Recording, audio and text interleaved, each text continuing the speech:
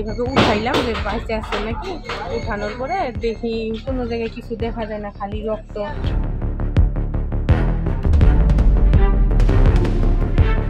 আমার বাবাকে দেখছি ঘাড়ের মধ্যে কয়েকটা কূপ দিয়েছে, এবং ঘাড়ের মধ্যে মানে চাপার সাইডটা এদিক দিয়ে কাটে দিয়েছে, উড়াল দিয়া দিয়ে কাটে দিয়েছে, কাটে দিয়ে পড়ে আছে, রক্ত সমস্ত রক্ত ভাসে গেছে।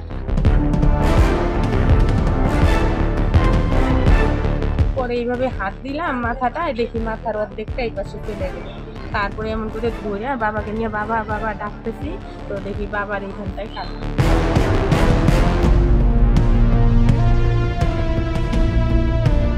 আমার ভাই হলো ওই যে রান্নাঘরের ওখানে বসে আছে, কোরালটা নিয়ে ঢাকা নিয়ে বসে আছে।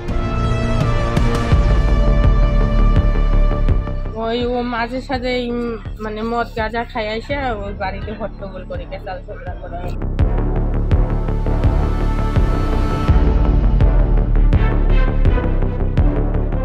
ও হলো সবসময় নেশা করে থাকতো, নেশা করে থেকে এরকম করে খালি বলতো মাইরে ফেলাবো মাইরে ফেলাবো।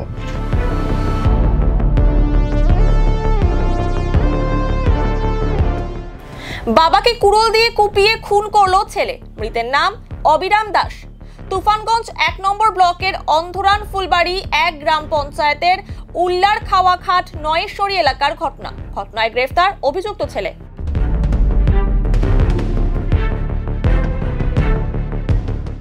স্থানীয় সূত্রে জানা গিয়েছে, অবিরাম দাসের ২ ছেলে ও ২ মেয়ে। ২ মেয়ে ও ১ ছেলের বিয়ে হয়ে গেলেও এখনো পর্যন্ত বিয়ে করেনি লক্ষণ দাস।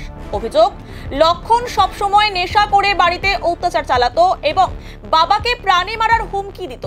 এর আগেও বাড়িতে আগুন লাগিয়ে দিয়েছিল লক্ষণ। তার অত্যাচারে অতিষ্ঠ হয়ে লক্ষণকে তুফানগঞ্জ মানসিক হাসপাতালে ভর্তি করায় পরিবারের সদস্যরা। 14 দিন সেখানে রাখার পর তাকে ছেড়ে দেয় হাসপাতাল কর্তৃপক্ষ। প্রত্যেক দিনের মতো শুক্রবার রাতেও বাজার থেকে বাড়িতে ফেরে বাবা অবিরাম দাস। এরপরই লক্ষণ কুড়োল দিয়ে বাবাকে কুপিয়ে খুন করে বলে অভিযোগ। ঘটনার পর বাড়ি ফিরে এসে বাবার রক্তাক্ত দেহ দেখতে পান বড় ছেলে রামচন্দ্র দাস। তিনি বলেন, ঘটনার সময় আমি বাড়িতে ছিলাম না।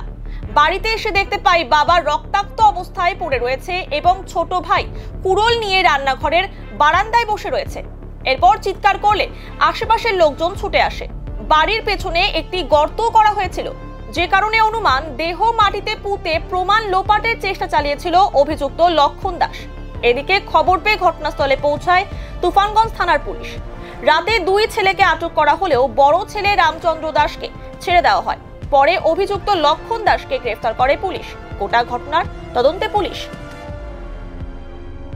যে ঠাকুরজি, তোমাদের বাড়িতে কি বাবা গেছে? আমি বললাম না, আমার বাবা তো আসে নাই।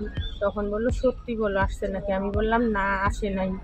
তারপরে বৌদি বললো, তাইলে আমি এখন একা একা কেমন করে যাই, কেমন করে খোঁজ নেই।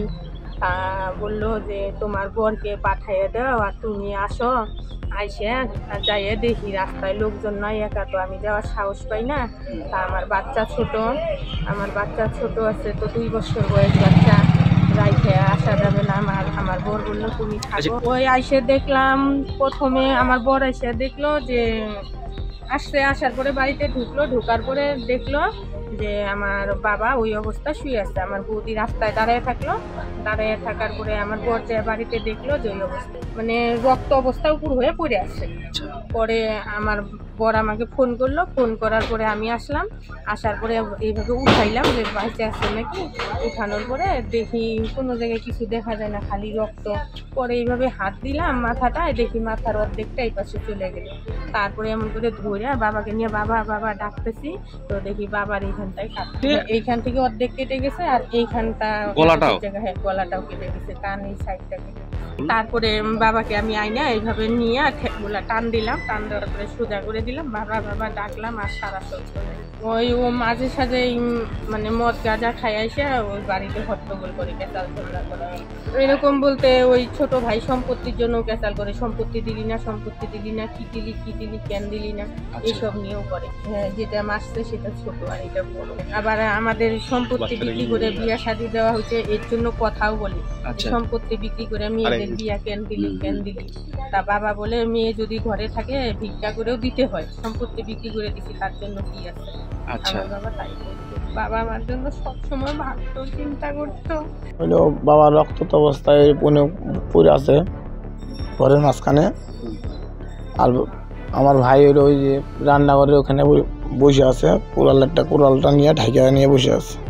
আমার সঙ্গে আরেকজন গেছিল ওই পাশের বাড়ির লোক, যাই দেখে আমি যাই দেখি গেছি, আবার আমাকে ধাওয়া করতেছে। আমি পরে আবার বাইরে আসছি, আবার এলাকার লোকজন গেছে। তারপরে আমার বাবাকে দেখছি ঘাড়ের মধ্যে কয়েকটা কূপ দিয়েছে, এবং ঘাড়ের মধ্যে মানে চাপার সাইডটা এদিক দিয়ে কাটে দিয়েছে, কোরাল দিয়া কাটে দিয়ে পড়ে আছে, সমস্ত রক্ত ভাসে গেছে। ও হলো সবসময় নেশা করে থাকতো, নেশা করে থেকে এরকম করে খালি বলতো মাইরে ফেলাবো। এখন আমরা তো আর ভাবিনি যে সত্যি মাইরে ফেলাবে। এর আগে যেমন ঘরে আগুন ধরাই দিল, পুরো গেল, এখন আবার দিয়ে মাইরে ফেলাই লোকে বাবাকে। আবার সময় তো আবার ঠিক থাকে, এই করে মেন্টাল হসপিটালে ভর্তি করা হয়েছিল। আবার সেখান থেকে 14 দিন রাখি, সেখান থেকে ছেড়ে দিচ্ছে। 2 ভাই। গতকালকে ও ছিল, বাবা বাজারে গেছিলো, বাজার থেকে কখন আসছে, তারপরে ওই কাজ করছে। বয়স 70 হবে।